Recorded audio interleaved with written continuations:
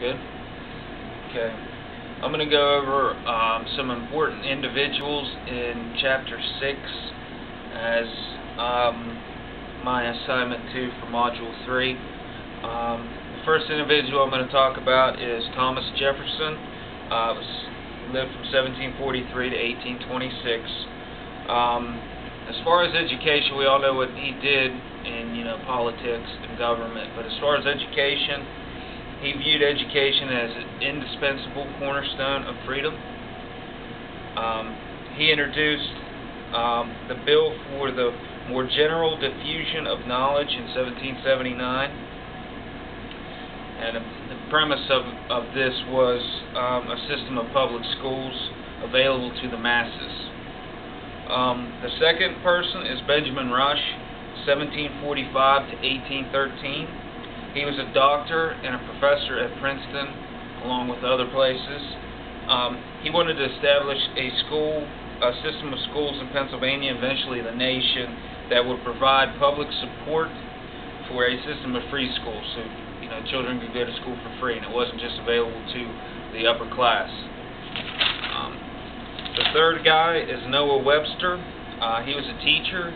He lived from 1758 to 1843. Our textbook talks about how he had the greatest influence on education in the New Republic. We all know Webster, like Webster's Dictionary, things like that, had a huge impact there, but he sought culture independence. So he had an American Bible. We all know about the dictionary, but there were other things such as a spelling book and things like that. The fourth is Emma Willard. I thought she was significant enough to list here. She opened the Troy Female Seminary in New York in 1821, one of the first of these schools for women, basically to provide an education beyond elementary school, which is all that they received at that time. Seminary was given to many of these female schools because of the training for female teachers, which was one of the only professions that they could get at that time. Next is Horace Mann, 1796 to 1859. I guess he could be called the father of American education. He was a major spokesman for the Common School movement. He was a brilliant spokesman and was in government, in legislation, and he campaigned vigorously to increase support for education. Very important guy in education.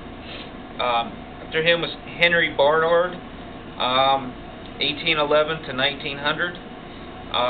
He was also in legislation like Mann. An important note here was that he was editor of the American Journal of Education. He worked to establish a board of education for each state also. Next is Catherine Beecher, I should say, 1800 to 1878. She was founder of the Hartford Female Seminary and the Western Institute for Women. She was a strong supporter of the Common School movement, and she was in teaching training seminaries. Next is Booker T. Washington, 1856 to 1915. At Hampton, which is where he went to school, was one of the few schools that actually took blacks at that time. He developed educational ideas that were important later on, and he helped to develop the Tuskegee Institute in 1881. After him was W.E.B. Du Bois.